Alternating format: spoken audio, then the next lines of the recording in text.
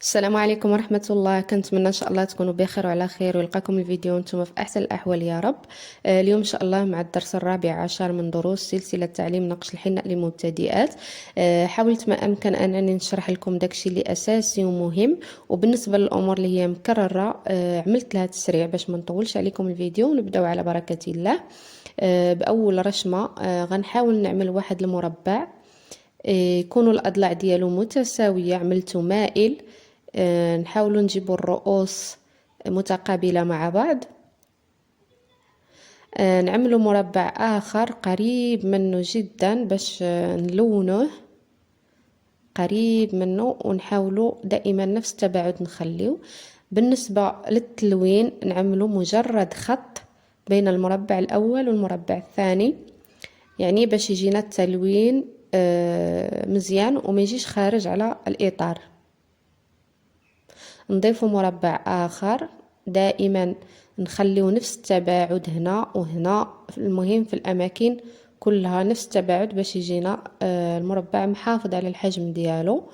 أنا هنا ضفت مربع آخر وأخير اللي غنعمل فوق منه أسنان، ونحاول هذاك الأسنان نخلي حتى هي نخليها تعطيني الحجم ديال المربع، يعني نديرها متساوية باش تحافظ لي على الحجم ديال المربع.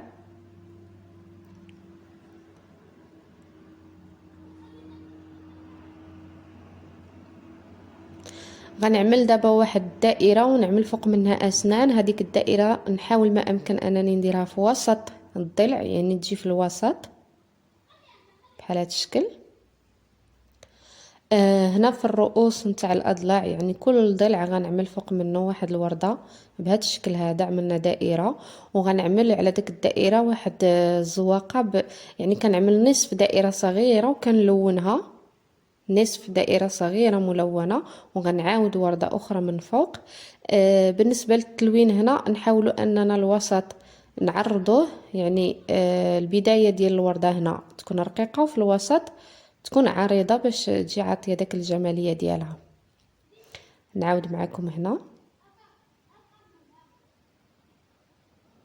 يعني من الجوانب كتجي رقيقة ومن الوسط كتكون غليظة شوية.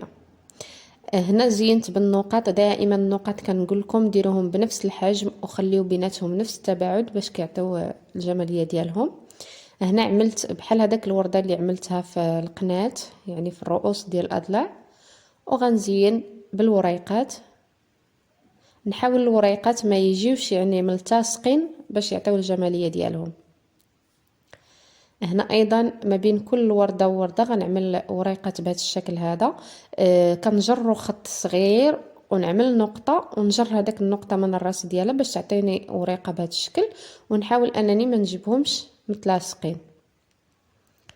هنا ايضا مقابل كل راس ديال الضلع غنعمل ايضا وريقه بهذا الشكل هذا. اعطيتكم طريقه اخرى للورقه، ديروا نقطه وتجروها لتحت، عاد تجروا لهداك الراس ديالها باش تعطينا وريقه بهذا الشكل هذا. يعني كاينين جوج طرق باش نرسموا هاد الوريقات هادو، كتطلع رائعه جدا. ندوزو ان شاء الله للرسمه الثانيه. هنا غنعملوا دائره، لازم هاد المكان نحطوه يعني يبقى ثابت في الماء في الارض ولا في السطح ديال العمل، وندوروا فقط الاصابع، يعني ندوروا الاصابع ديالنا ولكن المرفق يبقى محطوط في مكانه باش تجينا الدائره يعني دائريه بشكل جيد. حاولت انني هنا نعمل الدائره عريضه وضفت فوق منها دائره اخرى.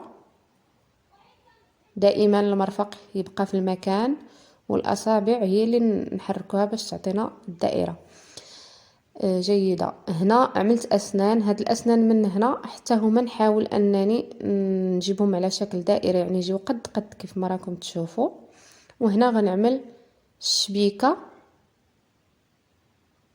خطوط متباعده بنفس الحجم، نعملها عموديه والاخرى افقيه. نحاول نحصل على مربعات ما امكن تكون متساويه، كيف ما راكم تشوفوا في الصوره المربعات كيبانوا متساويه. ونعمل النقط يعني في كل التقاء ديال المربعات ولا الخطوط، نعمل نقطة بهذا الشكل هذا.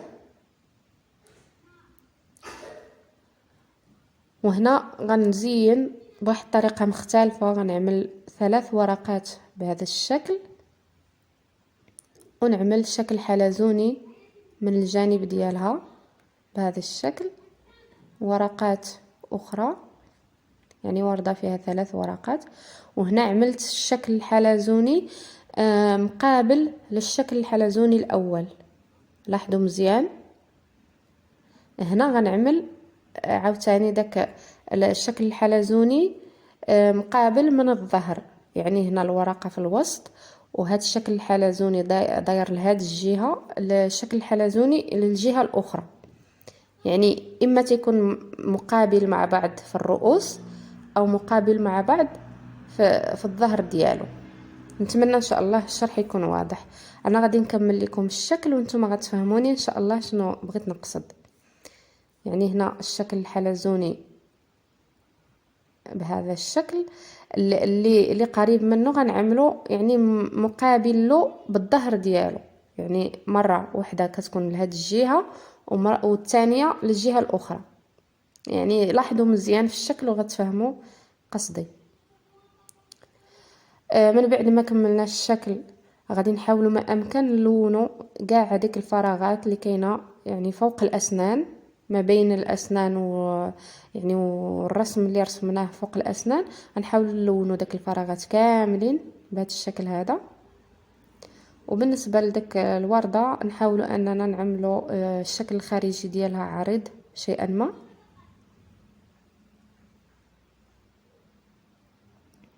كيف ما قلت لكم في بداية الفيديو نشرح لكم داكشي اللي اساسي، وبالنسبه للامور اللي مكرره عملت لها تسريع باش ما يجيكمش الفيديو طويل ويجيكم الملل.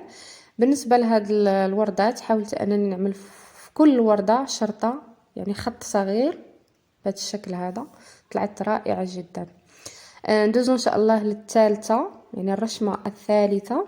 عملت دائره هنايا بهذا الشكل، نحاولوا دائما الدائره تجي يعني بشكل دائري. نعملوا اسنان فوق منها، نحافظوا دائما على الشكل الدائري، يعني واخا كنعملوا اسنان نحاولوا نجيبوهم يعني على شكل دائري. عملت هنايا هاد الرشيمات بهذا الشكل هذا.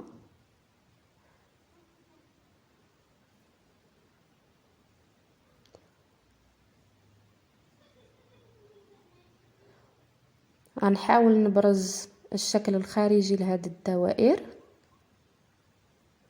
وغنعيد خط اخر، يعني نحاول نتبع هذاك الدوائر اللي رسمت في الاول، ونخلي دائما نفس الحجم يعني من البداية حتى للنهاية باش نحصل على شكل دائري في الاخير.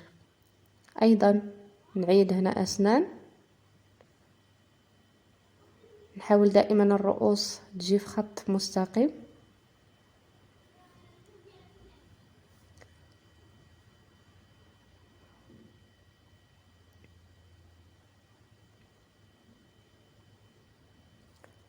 نحاول هنا نقسم هاد الدائرة على أربع جهات ولا 4 نقاط متساوية، ونعمل الشكل ديالي أو نزين الشكل بالدوائر كيف ما الرشمة الأولى. نعمل 4 دوائر مزينة بهذاك الشكل، ثم نحاول نزين هذاك الرسمة نعمل نصف دائرة صغيرة ملونة بهذا الشكل. ومن بعد غنعمل 1-2 دوائر صغيرة يعني في الفراغ اللي بقى ليا، وغنعمل ورقة في الوسط. الورقة الوسطانية دائما كتكون طويلة شوية، وبالنسبة للجوج ورقات اللي بقاو كنعملوهم يعني اقصر من الاولى بهذا الشكل. والفراغ اللي بقى ليا من هذه الجهه حاولت نعمل نقطه كبيره من هذه الجهه ونقطه من الجهه الاخرى، يعني كيطلع الشكل رائع جدا. ندوزو ان شاء الله الشكل الرابع والاخير في هذا الدرس. نعملوا دائره متوسطه الحجم، ونحاولوا نعملوا في وسط منها مربعات ولا شبيكه، ولا كيف ما نقولوا لها احنا في المغرب الضامه. نجيبوا دائما مربعات بنفس الحجم. وبالنسبه للتلوين نعملوا فقط نقطه باش كيجي التلوين جميل. نعملوا مربع ملون والاخر فارغ، وفي الصف الثاني نعملوا العكس، يعني اللي ملون نخليه تحته فارغ واللي فارغ نلونه اللي تحت منه. ودائما نوضعوا في التلوين فقط نقطه باش ما يخرجش لينا التلوين على الاطار. نضيفوا دائره اخرى. دائما في الدائره نحاولوا يعني نجيبوها ما داك التباعد ما بين الدائره الاولى اللي رسمناها والدائره الثانيه، نحاولوا نخليوها بنفس الحجم. عملت هنا اسنان، حاولت ايضا نجيبها بنفس الحجم، وضفت ايضا اسنان كبيره، خليت نفس التباعد ما بين كل سن وسن. وحاولت نلون دائما التلوين نلونه فقط ما هو داخل الاطار باش نحافظوا على الشكل. هنايا ايضا غنضيفوا خط بهذا الشكل هذا، يعني نحاولوا نعملوا واحد القبه صغيره فوق كل سن، ونحاولوا نحافظوا على الشكل الدائري ديالنا. ضفت هنايا دائره اخرى، وغنزين فوق منها بواحد الدوائر صغيره، تكون عباره عن دائره صغيره في وسط منها نقطه بهذا الشكل. دائما نحاولوا نحافظوا على الشكل ديالنا الدائري. وكنتمنى ان شاء الله الدرس ديال اليوم ينال الاعجاب ديالكم. بالنسبه لهاد الزواقه انا ما زينتهاش، يمكن لكم تزينوها بالنقاط بحال داك الشكل، ولا تزينوها بوريقات هكا، ويمكن تخليو غير الوريقات، ويمكن تضيفوا ما بين كل ورقه وورقه واحد النقطه صغيره. يعني نتوما التزيين تيبقى دائما على حسب الذوق ديالكم. المهم البنات، كان هذا هو الدرس ديال اليوم. كنتمنى ان شاء الله ينال الاعجاب ديالكم. نتلاقاو ان شاء الله في درس جديد. تهلاو.